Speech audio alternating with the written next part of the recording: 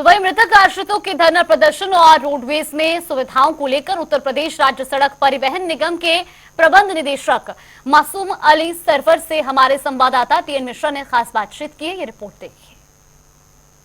निगम में अरसे से करीब 7 साल से लोग इंतजार कर रहे हैं मृतक आश्रित भर्तियों को, उसको लोग धरना भी दे रहे हैं और तमाम कई मुद्दे भी हैं। इस पर मासूम अली सरवर जी एमडी हमारे साथ हैं। मैं उन्हें जानना चाहूँ सर, कैसे इनकी समस्या निराकरण होगा।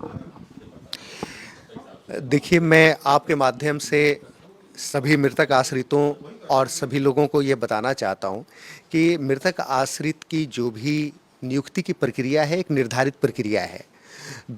साथियों नमस्कार। जैसा आपने इंटरव्यू में देखा और सुना कि ये निर्धारित प्रक्रिया है, जो निगम लाभ में रहेगा तो मृतक आश्रित कर्मचारियों की भर्ती की जाएगी। हमको समझ में नहीं आ रहा कि मृतक आश्रित की भर्ती आप करना चाहते हैं कि नहीं चाहते हैं, क्योंकि ये 1-2 साल का मामला नहीं है, ये लगभग 5 साल पहले से ये समस्याएं आ रही हैं। और कोविड में भी आपने कोविड का हवाला देकर 2 साल डिले कर दिया। तमाम कोविड में लोग एक्सपायर हुए और आए दिन दुर्घटना बस कोई न कोई हमारे साथी, हमारे परिवार के सदस्य जो है ख़त्म होते जा रहे हैं। और आज लगभग 1000 के आसपास हमारी संख्या होने जा रही है।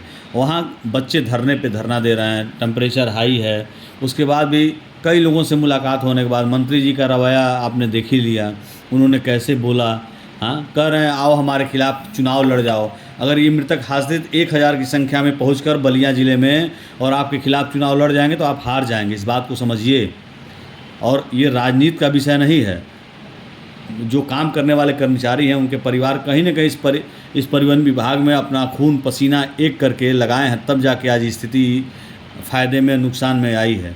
और परिवहन विभाग हमेशा फ़ायदे में रहता है। केवल कर्मचारी नहीं चाहते हैं, जो अधिकारी वर्ग के लोग हैं वो नहीं चाहते हैं कि परिवहन विभाग फ़ायदे में जाए या नुकसान में जाए।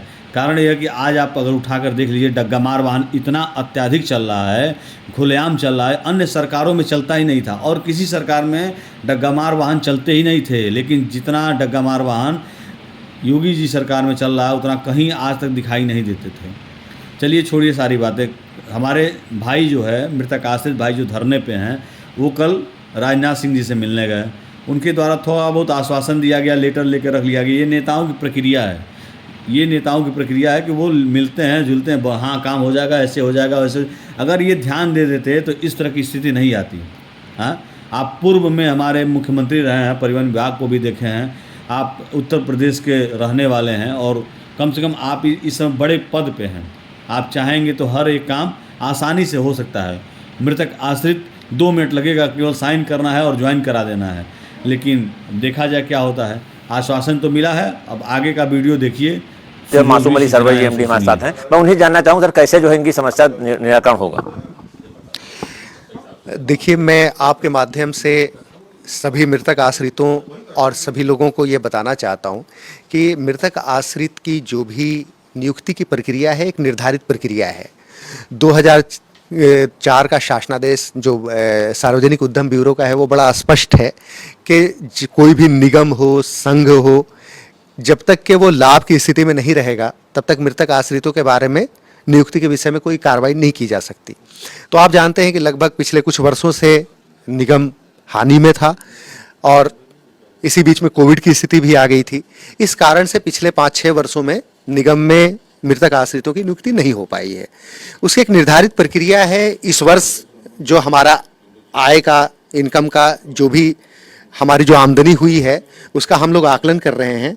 उसकी मेरे ख्याल में 31 जुलाई तक उसका ऑडिट हो जाएगा और उसके बाद जो स्थिति रहेगी इस पर लगातार कार्रवाई की जा रही है। अब मैं आपको बता दूं कि माननीय मंत्री जी ने पिछली बार कैबिनेट तक इस प्रस्ताव को ले गए थे। चूंकि वो एक शासनादेश है और निगम अकेला निगम नहीं है, प्रदेश में बहुत सारे निगम हैं, संघ हैं, तो वहाँ पर सब में एक रूपता लाने के लिए एक शासनादेश है। उस शासनादेश के अनुसार ही कार्रवाई की जा सकती है। तो इसमें लगातार आगे कार्रवाई चल रही है। मैं सभी से यही कहूँगा कि एक निर्धारित प्रक्रिया है, उसका पालन शासन को भी करना है, निगम को भी करना है। हम सभी एक निर्धारित व्यवस्था में काम करते हैं। अजी यदि उसमें निश्चित तौर पे उन लोगों का कहना भी सही है कि भाई कई वर्ष हो गए उनकी नियुक्ति नहीं हो पाई है, लेकिन फिर मैं कहूँगा कि उसकी एक तरीका है। अगर कोई आदमी ये कहे कि नहीं हम नियुक्ति ले करके जाएंगे तो ये भी उचित नहीं है। अगर निगम फायदे में आता है तो क्या इनकी जो भर्तियाँ होंगी? मैं बता तो रहा हूँ कि हमारे जो माननीय परिवहन मंत्री जी थे, उन्होंने जब निगम हानि में था तब भी उन्होंने बहुत प्रयास किया था, लेकिन एक चूंकि मैंने बताया कि निर्धारित प्रक्रिया, उस प्रक्रिया का पालन करते हुए आगे कार्रवाई की जानी है। यदि निगम लाभ में रहेगा तो जो भी हमारी शासनादेश की व्यवस्था है उस व्यवस्था के अंतर्गत हम लोग आगे बढ़ेंगे। सर कई बार मैं देख रहा हूँ कंडक्टर पकड़े जाते हैं, ज़्यादा जो मानक है उससे ज़्यादा भी टिकट उनके भी टिकट मिलते हैं, तो ऐसे में एक्शन परिवहन निगम क्या कर रहा है? परिवहन निगम एक व्यावसायिक संस्था है और हमारे लिए बहुत महत्वपूर्ण है कि हमारी वित्तीय स्थिति अच्छी रहे। वित्तीय स्थिति अच्छी रहेगी तो जैसा अभी आपने मृतक आश्रितों के बारे में पूछा, हमारा पूरे जो व्यवस्था है, 50,000 कर्मचारी हैं हमारे, उन सब की तनख्वाह है, उन सब का परिवार है, इन सब चीज़ों पे पूरी जो भी चीज़ें निर्भर हैं वो इस बात पे निर्भर है कि हमारी वित्तीय स्थिति अच्छी रहे। इसमें WT के जो प्रकरण हैं वो हमारे आय पर बहुत ही कुठाराघात करते हैं। इसके लिए लगातार कार्रवाई चलती है। अभी मुख्यालय स्तर से भी जो भी हमारी टीम है, जो हमारे इन्फोर्समेंट के लोग हैं, वो क्षेत्रों में निकले हैं। बिल्कुल स्पष्ट कर दिया गया है कि जहां पर भी WT के बड़े प्रकरण पकड़े जाएंगे, उसमें जो भी जिम्मेदार होंगे, न केवल ARM बल्कि जो संबंधित ट्रैफिक इंस्पेक्टर होंगे, उन सब के खिलाफ कार्रवाई की जाएगी। और लगातार बड़े स्तर पर भी ट्रैफिक इंस्पेक्टर, न केवल ट्रैफिक इंस्पेक्टर बल्कि ARM और RM के विरुद्ध भी कार्रवाइयाँ हुई। एक समय झांसी का मामला आया था, 28 लाख रुपए लेकर के गार्ड चला गया। क्या ऐसी स्थिति कैसे आती है कि इतना पैसा रोडवेज किस तरह लोग लेकर चले जाते हैं? इसमें मेरी जो जिले के SP हैं उनसे भी मेरी बात हुई है और इसमें बैंक के स्तर पे भी लापरवाही हुई है, जो निगम के स्तर पे भी लापरवाही हुई है। इसमें लगातार कार्रवाई की जा रही है। मैं आपको बता दूं कि इस तरह से यहाँ पर माननीय मुख्यमंत्री जी के बड़े सख्त निर्देश हैं कि इस तरह के प्रकरण में क्या कार्रवाई होनी चाहिए और निश्चित तौर पे ऐसी ही कार्रवाई की जाएगी जिससे कि आगे के लिए भी एक नज़ीर बने। एक तरह का अभी तो गर्मी चल रही है, अभी कई 4-5 कर्मचारियों की डेथ भी हो गई आपके, तो ये तो खैर शोक की बात है, लेकिन इतना जरूर कहूँगा उनके लिए अब भविष्य में क्या कर रहे हैं कि लोग दिक्कत में ना आए, उनको जो इस तरह लू से या गर्मी से उनकी मौत ना हो। पर्यावरण परिवर्तन इस सभी के लिए एक चिंता का विषय है और इसके लिए लगातार हम लोग काम कर रहे हैं। इसीलिए हम लोगों ने इलेक्ट्रिक बसों को भी शामिल करने के लिए बड़े पैमाने पर प्रयास किया है और आगे भी कर रहे हैं। हमारे जो परिवहन कर्मी हैं वही हमारे सबसे मजबूत दृढ़ आधार हैं। अगर वो स्वस्थ रहेंगे तभी परिवहन निगम आगे बढ़ेगा, अच्छे से सुचारू रूप से संचालित होगा, जिससे कि लोगों को लाभ मिल सके। अभी कई दुखद घटनाएं हुई हैं जिसमें हम लोगों ने कई कीमती जानें खोई हैं।